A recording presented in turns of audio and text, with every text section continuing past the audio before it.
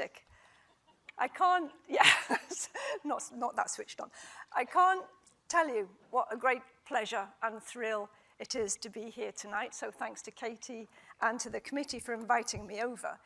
A huge privilege to be asked to share some thoughts today on this 10th anniversary of the lecture, really in appreciation of these two amazing women, Honor and Trish, who both made significant contributions to London and its position today as a great global city. More importantly, perhaps for tonight, as a city of choice for significant foreign real estate investment, according to JLL, I think in the last 5 years, 96 billion. So as London enters this new urban cycle, no city is ever static, no city can sit on its laurels. It feels to me like there is some resonance with the challenges that Honor faced 20 odd years ago in motivating London at that time to address its growing shortcomings. And after that, those that Trish faced in trying to motivate the industry to embrace and grow female talent and to be smarter investors, and both certainly helped to put London today in a relatively good position. But as Mark Twain famously and somewhat spookily said, while history does not always repeat, it often rhymes. So before turning to the perspectives from the outside in, let me invite you to look back for a few minutes to when London was not in such a good place, and to the extraordinary times which prompted Honor's and others' intervention and the new phase of London's modernization. Yes, it's 1979, it's the Clash, it's London calling.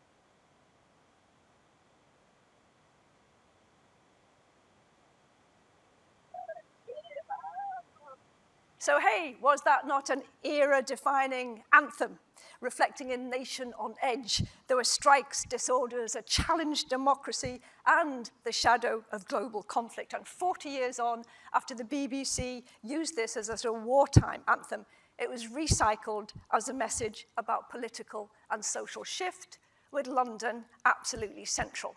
The Clash were calling for action to improve life in London at a time when it was losing population. 50% of people at that time said they wanted to leave London. Living by the river was not so good.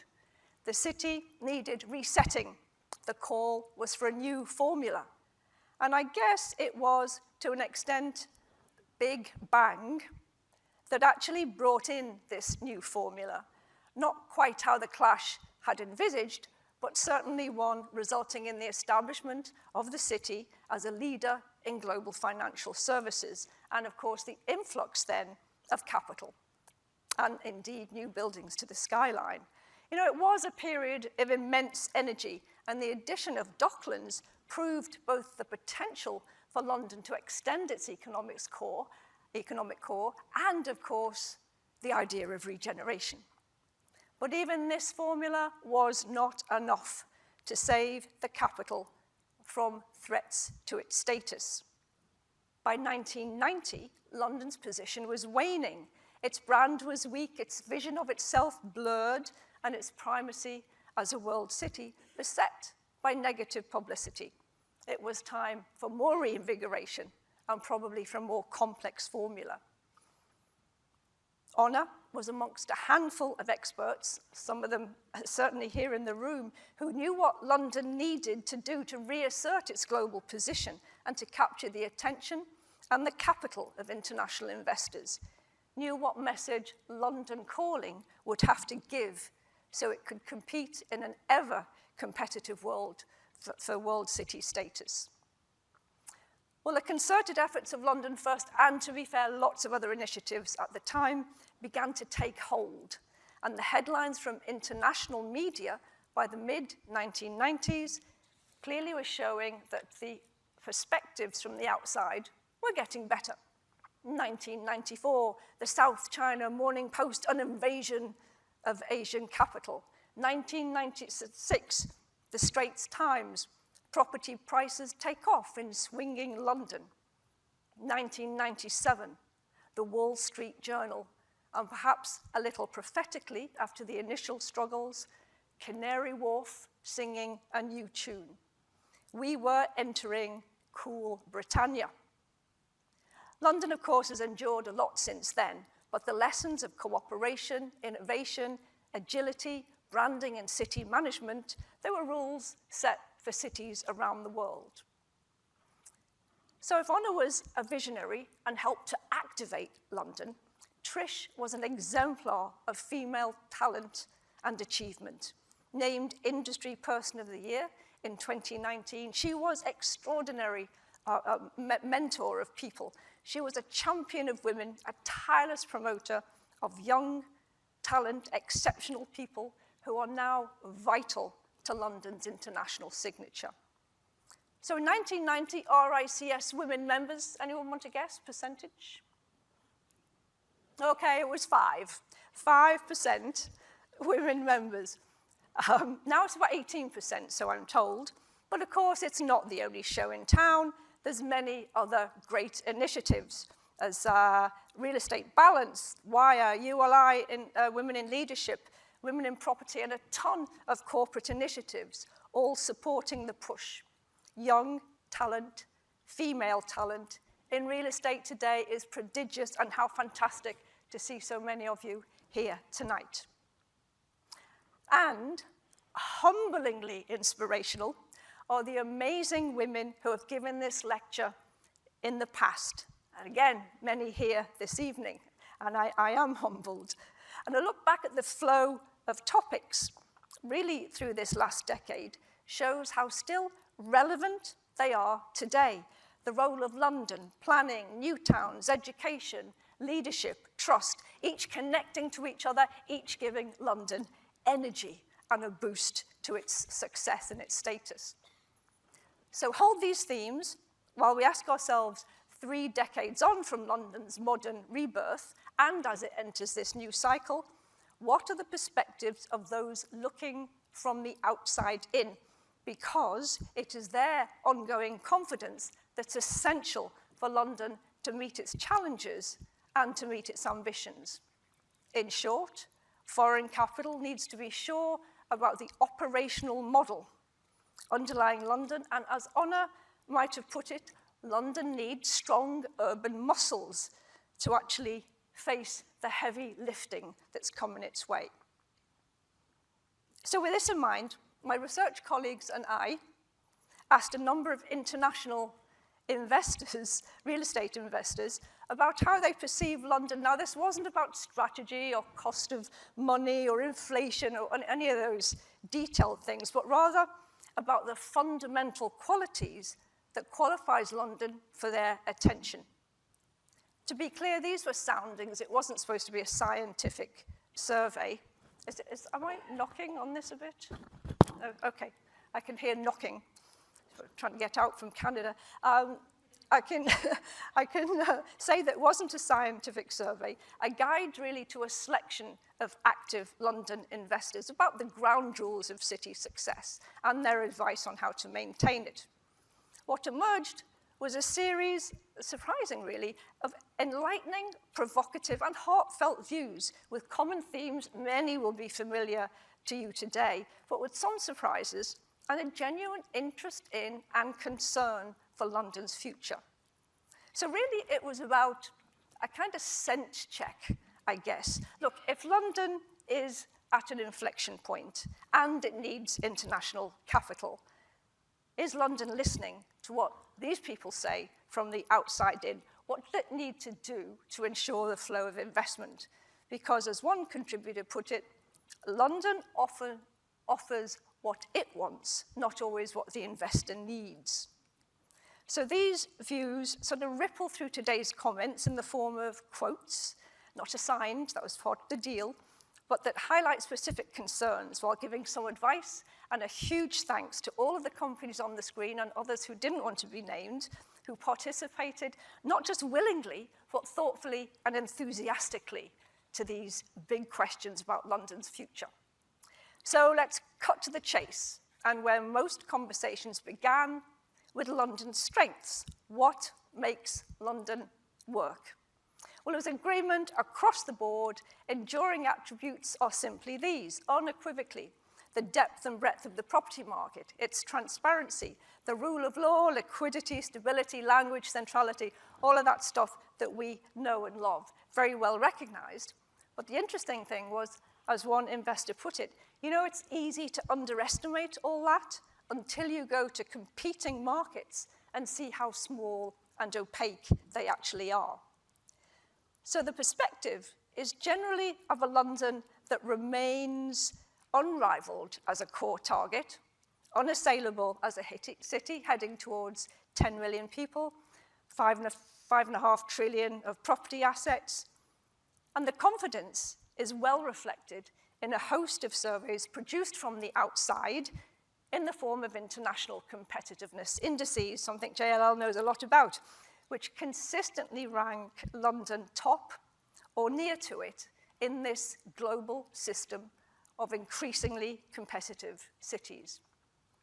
There's a survey from Mori. They're very well respected, the Global Power Index, measuring 70 attributes, shows London here in this leading position for the last 10 years, unmoved by rivals like New York, Tokyo, Paris. And we see the Brexit pretender there, Frankfurt, not doing quite so well in this global system of cities. And there is, of course, volatility, which I could talk about how these things are measured, but I won't do that tonight. London indices, others, in Zedjen's Financial Centres Index, been running for 17 years. London has been number 1 or number 2 the whole way through. In indices of innovation, of human capital, culture, connectivity, it generally shines, although livability is a little weaker in some of these indices. But nevertheless, a beguiling set of measures. And you know what? Clearly the investors think so too, because as reflected in the history of cross-border flows into London so far, just look at these RCA figures going back to 2007. Keep an eye on the blue box at the top, which is London, the changing volumes there across the top too, and the date at the bottom. Even as it tackled the GFC, Brexit, and COVID, London hardly felt from the leading position. And sure, it's a big market, but so is New York, Paris, Tokyo, Hong Kong, and a number of other cities you see weaving their way up and down this list. And then there's the backstory on the sources of capital. And it is, of course, dense with detail of ebbs and flows over the years and the influence of regulation, of global and national economics. But the scope of international interest, especially from the US, is clear. That bottom sort of turquoisey, bluey bar there. And just last week, BNP Paribas showed figures in the US spent 2.4 billion on London just in Q1 this year, up 6-fold from last year. And partly because Britain, London, is recovering faster than some parts of the US, still a bit hard hit. And then even now, office, JLL's figures show how office has consistently drawn in capital. We're up to 70% of office dominated by overseas sources. Well, we'll see how this unfolds as signals in the sector hopefully convert to some settled behaviors. But still, it's a reminder of how the power of international investment can propel cities forward. And in London's case, the investment will be needed to support the range of sectors and projects that are going to be the mainstay of this city's future story. So the first qualifier, not surprisingly, and cited every time in these conversations, is the high transparency of the London market, consistently at the top over 20 years, I think, of JLL's Transparency Index, now picking up, by the way, something like 250 plus indicators. To paraphrase the summary view of all the conversations we had, London is seen to have deep wells of trusted sources on numbers, indicators, descriptors, analyses, surveys with decent time series data and a very healthy private data industry too. Its advantage was well captured by one comment. As you see, London continues to make rapid progress in understanding its deeper self, embracing AI and analytics. Forensics about city at all levels of the city give this amazing spatial detail, which is awesome. So that must have been a Canadian investor. So investment committees are seen to be very well served by hard numbers. And much is going on, even now, to improve the timeliness and the data quality in London. So it's great, so far so good. But less transparent, and we could argue with increasing impact, influence, and importance, is the mood of London. After all, many of the numbers investors look at are the consequences of Londoners' own decisions, their behaviors, their choices, their ability, their willingness to pay. Depending on our particular lens, we tend to project a personality onto every number. Each of us sees London in a slightly different way, a different interpretation. When you live here, you feel the city on a daily basis. You are inside its cocoon. You absorb its idiosyncrasies. You resonate with its vibe. You add to its character. And sometimes puzzled by its governance, frustrated by its missteps, but crucially, you're impacted by its built environment. Its places and spaces and traces of quintessential urbanism are woven minutely into everyday existence as you move through the city. But from afar, from the outside, these moods are less visible.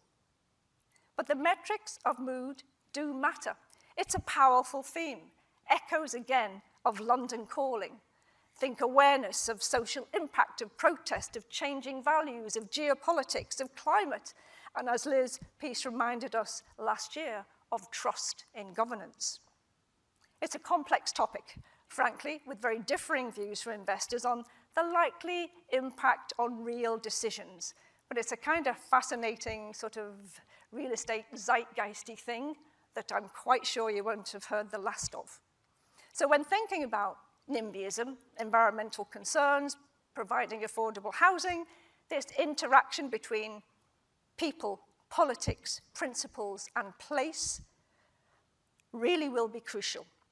What cities expert Professor Greg Clark, I'm sure a lot of you know him, he calls it the need for the negotiated city. The pieces are just beginning to fall into place. But let's not forget that London is constantly on the world stage, so its mood gets noticed. So we wondered what ChatGPT might think about this.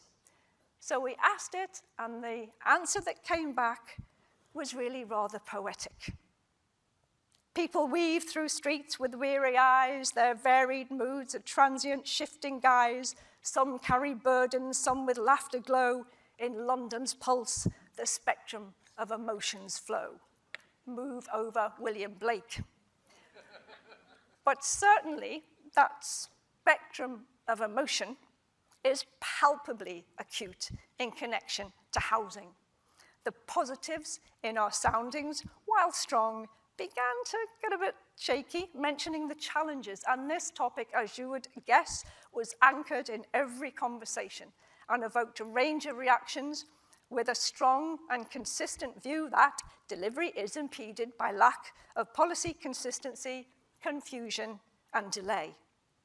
The projected minimum shortfall of 100,000 private rented units by the year 2030 was seen as a kind of test bed, a kind of yin and yang of success.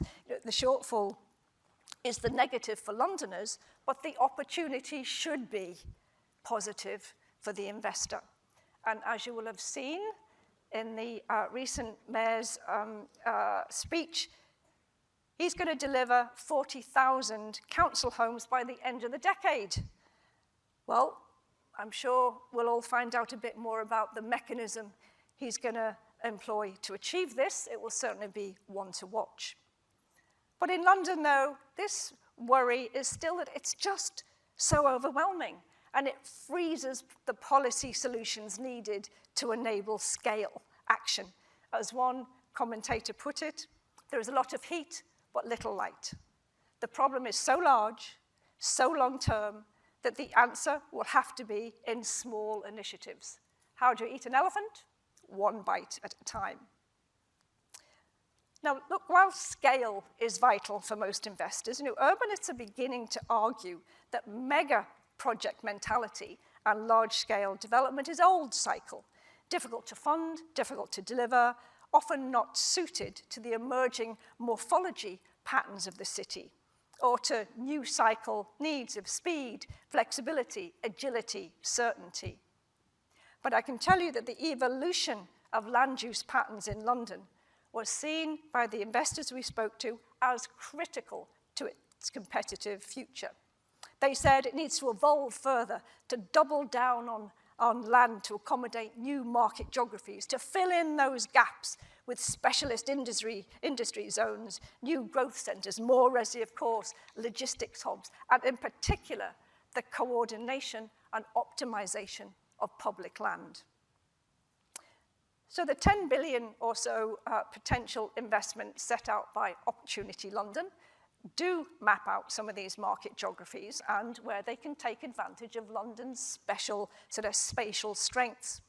If you're not familiar with Opportunity London, and a number of our investors were not, then the purpose of the organization is literally to bring together every tier of London's government, backed by industry, to provide a one-stop shop that eases the path for investment across London. Now, that would be a joy and speaks to the strength of the new operational model that everybody seems to want. But take rent control. Look, although we have had assurances from the Labour Party of no control in the foreseeable, is that really still the view here in London? Are those of our investors who thought such controls to be inevitable, as you see in the quotes, perhaps they're closer to the reality?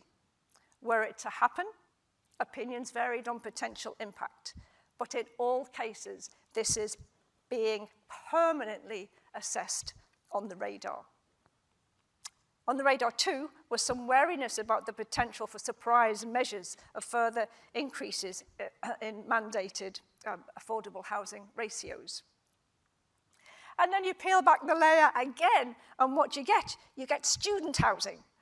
London's reputation as a powerhouse of education was highlighted with concern not just about the shortage of PBSA housing, we know that one, but also all of these potential dampeners on London's gravitational pull. Every investor cites talent as the foundational factor of attractiveness.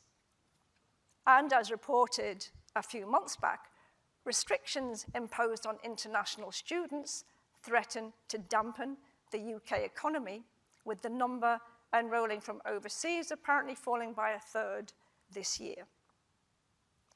Talent is so mobile, the choices are wide, and although to be fair, it wasn't thought to be an immediate issue, everyone said the same thing. A brain drain in London would be dreadful. This is seen as a pretty crucial issue. And then we get to the even stickier issue of office conversions to residential. I can see many residential experts in the audience. These are the view from the outside in. Yes, it's recognized as spanning a host of potential benefits, not least these: carbon reduction, helping to avoid hollowing out the center, preserve heritage buildings, protect the tax base. And indeed, a host of estimates from many of the analysts will say, the numbers vary, there's second-hand space here, probably 25,000 plus homes could be delivered. But as we know, for the investor, it is not so easy. The practicalities of design, of cost, of planning, of shifting views on green premium to brown discounts all need to be navigated, as is the quality of the end result. So the question still persists. Is there a workable formula to solve for housing, community, social, environmental, and commercial return? Not for want of ideas. And in fact, in the recent INREV report on housing in Europe, it makes that very clear. While there are potentially multiple models of delivery, it was felt, and we all feel it, that the testing market conditions right now continue to be a barrier, blocking solutions. Meanwhile, they do not block time, and the problem worsens. As for the workable formula, surely they are in there somewhere. We just collectively have to find them. So look here, we have some strong opinions, and I felt that these three sentiments that run through most of the conversations sort of sum it up, really. And it is these: the need for clarity, the need for certainty, and the need for cooperation. Now, these sentiments, you could say, are there in every city, and indeed they are. But they do persist, and lack of them in terms of developing for London leads to this type of quote: shovel-ready options only, planning is just too difficult, too risky. So then we filter down from London's strengths even further, and wider frustrations begin to emerge, in particular, expressed very strongly by one investor. London has never had a growth problem. It is an underinvestment problem, and it has been like this for 40 years. One of the most acute, lingering issues, and one which recurred many times in these conversations, was the perception of long-term failure to deal with this underinvestment, where funds are lacking for critical issues, or they are sucked away by policy, politics, and other priorities. And while infrastructure underfunding was seen as a weak point in the quality of experience, cost, efficiency in moving people and goods in and out and around London, except for the Lizzie line, because 1 in 6, as Judith will tell you, journeys are on the Lizzie line. That was definitely seen as a great success. But the more pressing conundrum was the potential mismatch, on the one hand, of the forecasts of London being a $1 trillion economy, while on the other, its clear productivity issues, along with lingering potential Brexit aftershocks. Recent surveys and research has been clear on this. You may have seen some of these reports. LSE at the end of last year reporting on London's overall productivity issues, which unequivocally hold London back, and this point about underinvestment. The Centre for Cities revealing the theoretical loss of 17 billion to the Exchequer due to trailing productivity against cities like Paris or New York. Or Cambridge Econometrics and the GLA talking about Brexit standing in the way of what could have been 500,000 new jobs by 2035 had we not left the EU. This is not a political comment, I'm just reporting on facts.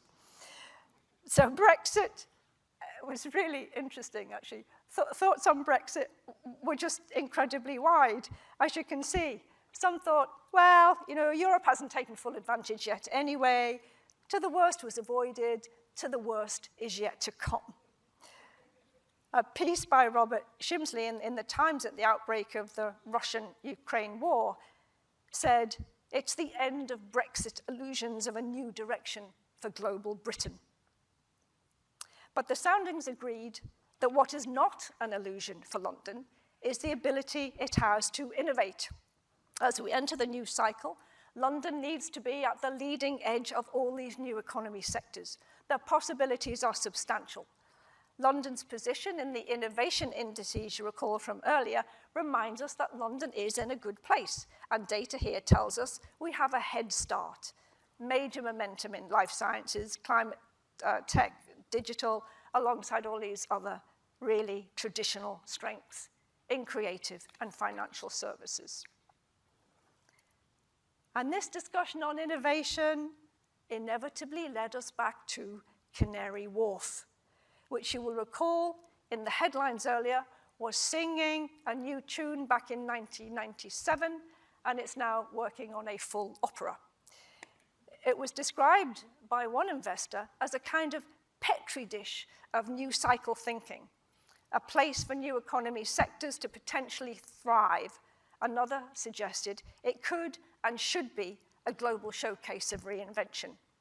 Or as Oliver Shah suggested in an article last week, could Canary Wharf become Whitehall on the water, to revive an old Michael Heseltine idea? You know, cities do look to London for solutions to these big urban challenges, and Canary Wharf indeed should become the ultimate case study. So having weaved our way through a complex maze of perspectives, thoughts, and debates, when it came to the question of what cities compete for your capital, it was a pretty condensed conversation. Reflecting again all those fundamentals we talked about earlier, the list was quite short. New York, Boston, Sydney, Paris, Berlin, Madrid, Barcelona, Vancouver, of course, Toronto, Tokyo, and Seoul. But standing on our laurels is not a good idea. So having talked about capacity, magnitude, diversity, character, and the social and physical entity which is London, we wanted to know what would cause you to think about taking your money out. What would be the divestment triggers? Where would you want to put it elsewhere? In the end, it came down to these 5 issues that dominated the conversations, all linked to the need for certainty, clarity, cost, and confidence in continued growth, supported in London, by London, and importantly, by the national government having a pro-London narrative. So even with different strategies and agendas, different allocations from different geographies, distances, the investors were pretty consistent and pretty close to the surface in what they thought we needed to do next. So finally, with a tip of a hat to Benjamin Barber and his book, I hope you've all read it, If Mayors Ruled the World, came the inevitable closing question. What message from the outside in would you give to the mayor? Bearing in mind, of course, these people are not close to what happens in City Hall. And probably most of these answers are predictable but necessary. Improve transport and digital connectivity. Paraphrased here, all of these I's, and that was really about trying to make sure that we have sufficient capacity to home in on AI and the future of innovation. Work with the industry to attract capital. The business of business should also be the business of policymakers. Innovate and encourage real estate to adapt to modern trends. There are 600 prop tech companies in London. Springboard to the future. Use them. Invest in productivity across the board and really improve on the entrepreneurship of London's universities. Install new models of investor partnerships. Look, you know, the Olympic Park and King's Cross, timeless, classic case studies. What about Canada Water, Brent Cross, and Earl's Court? And of course, housing. Time is of the essence. The stars need to align, and much more strongly for investors. Time is running out. No more salve, just solve. And incentivize investors with new fiscal tools, tax breaks, matching funds, land release, and so forth. Of course, it's really easy to put together a to-do list, isn't it? But they are imperatives, and just thinking about them should give us all energy and inspiration to go forth and do. So to return to the origins of this lecture series, the legacy of our visionaries with their mentorship, influential research, smart investing. Hang on, let me get on that one back.